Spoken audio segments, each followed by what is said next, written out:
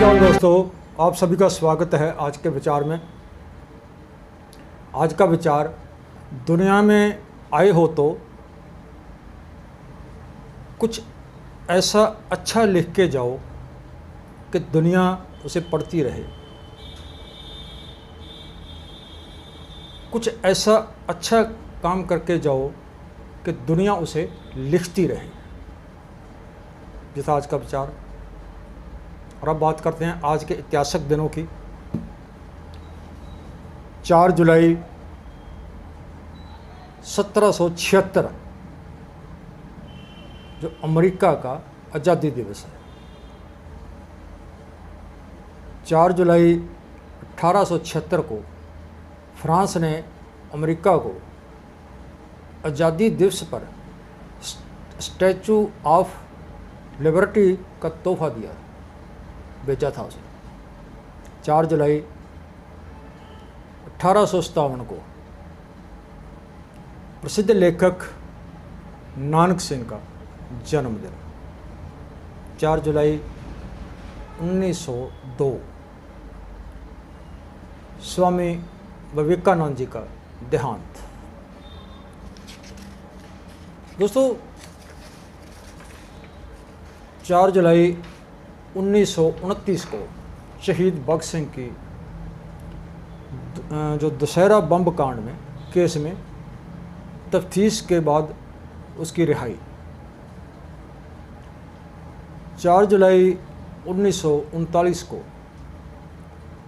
देशभक्त हजारा सिंह टाटानगर को जमशेदपुर में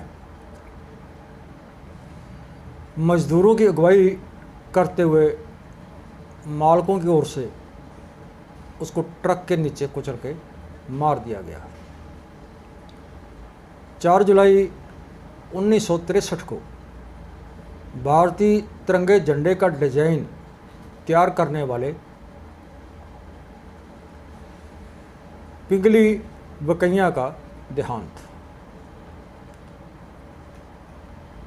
4 जुलाई 1997 अमेरिका का पोलाड़ी जहाज़ पाव फाइंडर जो कि मंगल ग्रह पे पहुंचा और वहाँ मंगल ग्रह पे जाकर उतरा। तो ये थे आज के वो ऐतिहासिक दिनों के बारे में आज के विचार। अब बात करते हैं मैरी क्यूरी की, जो एक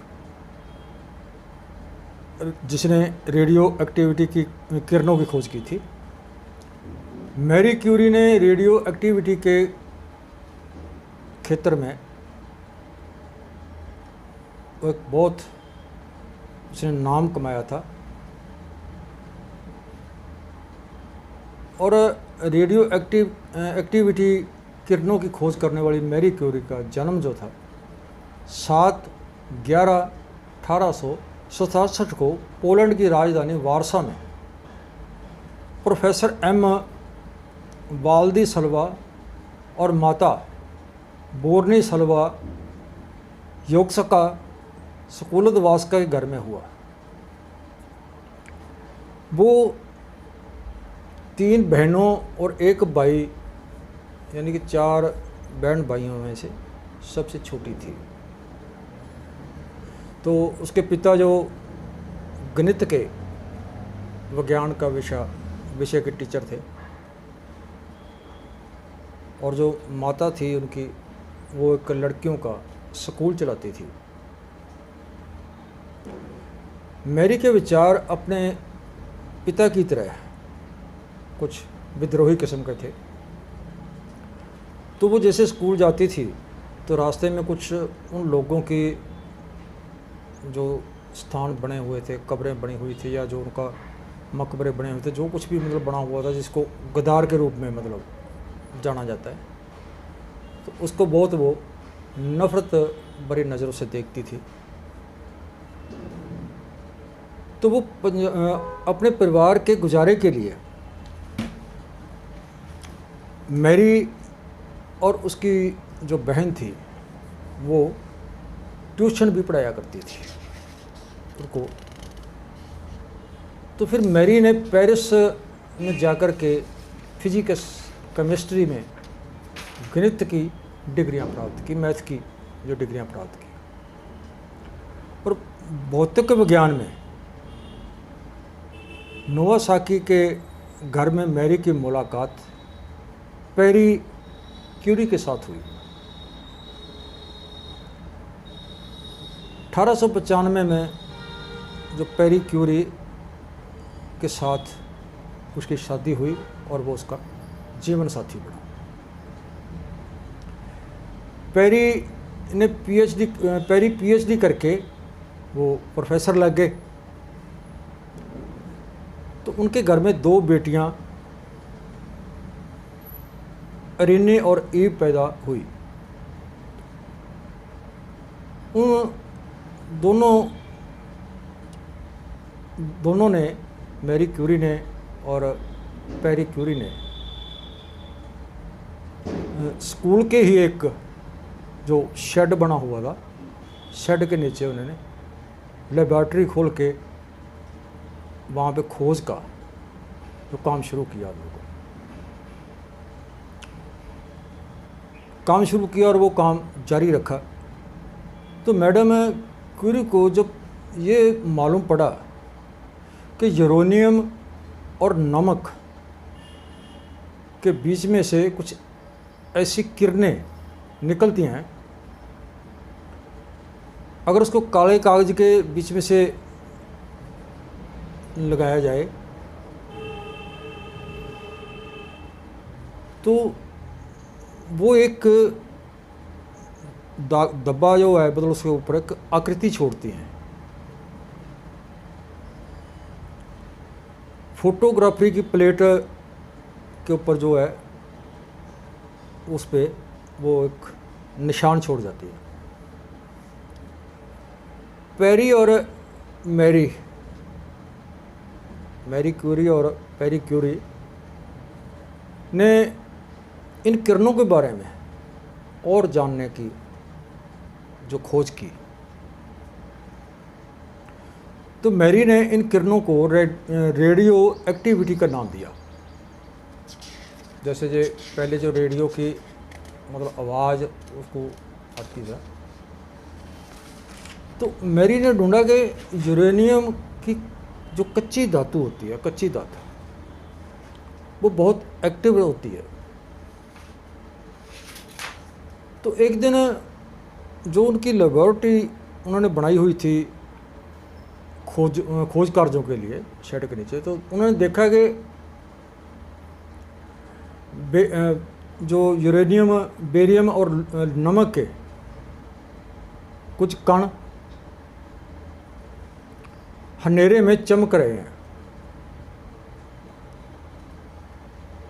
और ये रेडियम और नमक के ही कण थे जो वो उसमें मतलब चमक रहे थे।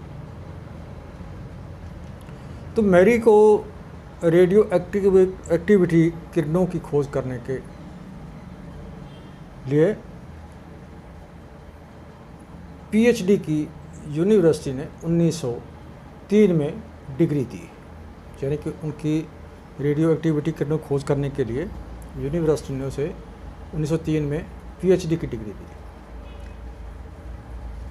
तो उसी वर्ष के अंत में उसको विज्ञानी बैकवर्ल और फिजिक्स का साझा नोबेल पुरस्कार मिला।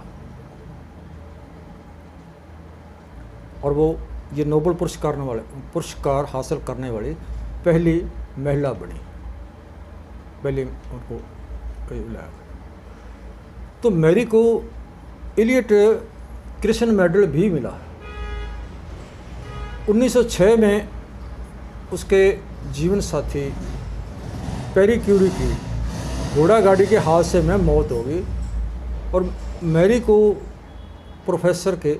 वो प्रोफेसर था, तो उसको प्रोफेसर के स्थान पर उसको नियुक्त कर दिया गया। अब उसका पहला लेक्चर सुनने के लिए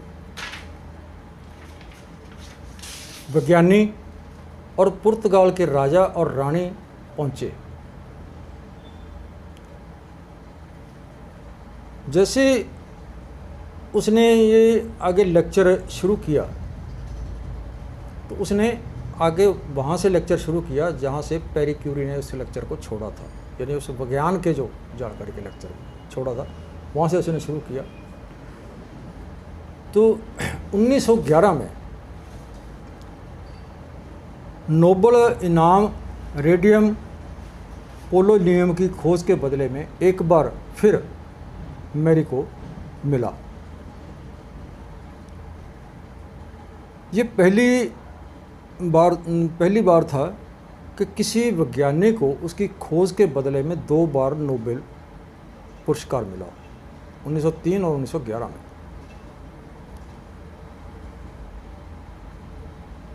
तो ये उनकी एक प्राप्ति थी। तो 2 बार में जो उनको इनाम मिला, ये उसकी बहुत बड़ी प्राप्ति थी। तो लगातार रेडियो एक्टिविटी, क्योंकि वो जो दातें थी वहाँ पे, उसकी जो काम करने वाली धातु थी, तो लगातार उसमें काम करने की वजह से और उसके धातु के कुछ टुकड़े कुछ और जो सामान होता था तो वो अपने कोट की जेब में रखती थी ज़्यादातर।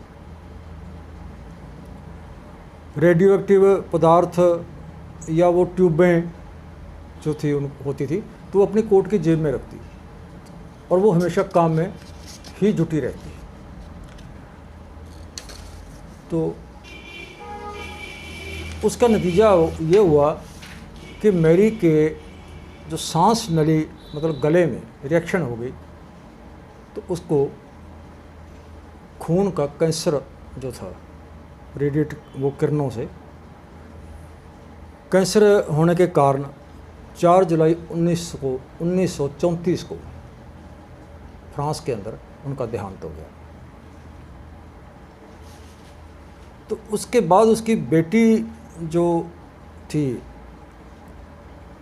और उसका जो दामाद था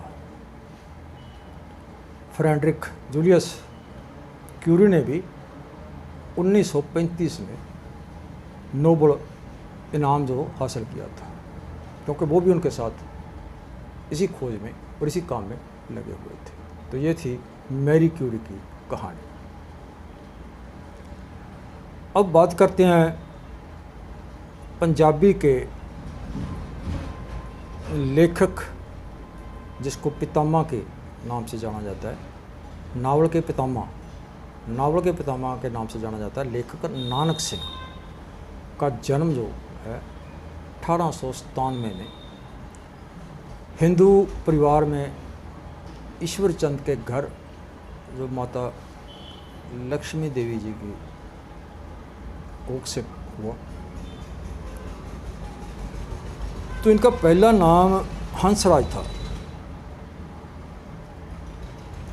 तो इसके मंगलसेन, बोधराज और वीरावली 2 और भाई और एक बहन थी। ये 4 बहन भाई थे। 1911 में इन्होंने पहला काव्य संग्रह, कविता का एक जो संग्रह है सी रफ़ी हंसराज वो पहली बार आया। 1922 में ये गुरु का बाग जो मोर्चा पंजाब में उस वक्त जब ये लहरें चल रही थी, इनकलाब लहरें चल रही थी, तो उसमें गुरु के बाग का मोर्चा भी लगा था। तो उन्होंने उस वक्त अपनी दूसरी काव्य पुस्तक दिल, जिसका नाम है दिल, लिखी, जो 1923 में छपी और जिसके ऊपर महज 2 हफ्तों के बाद यानी कि 15 दिन के बाद उस पुस्तक के ऊपर, जो दिल पुस्तक छपी थी, उसके ऊपर पाबंदी लगा दी गई।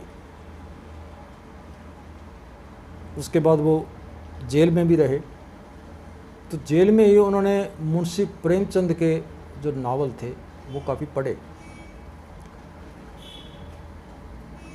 तो उनसे प्रभावित होकर के उन्होंने जेल में अपना पहला नावल जो पंजाबी में था,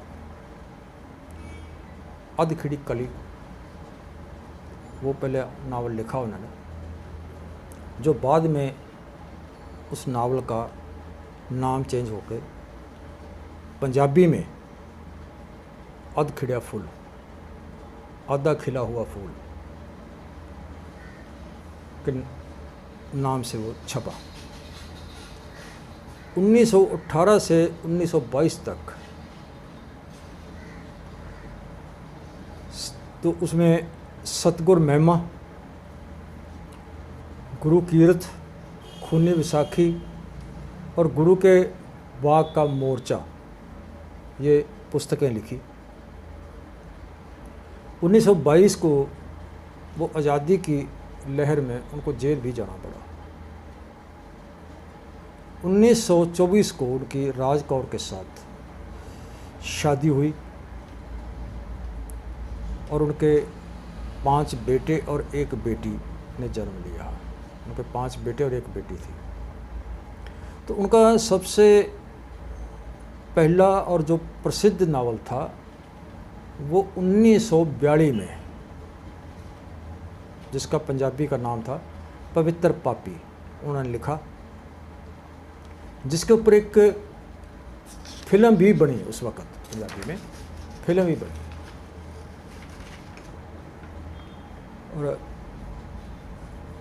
उसके बाद उन्होंने मतलब तकरीबन कोई 43 नावल,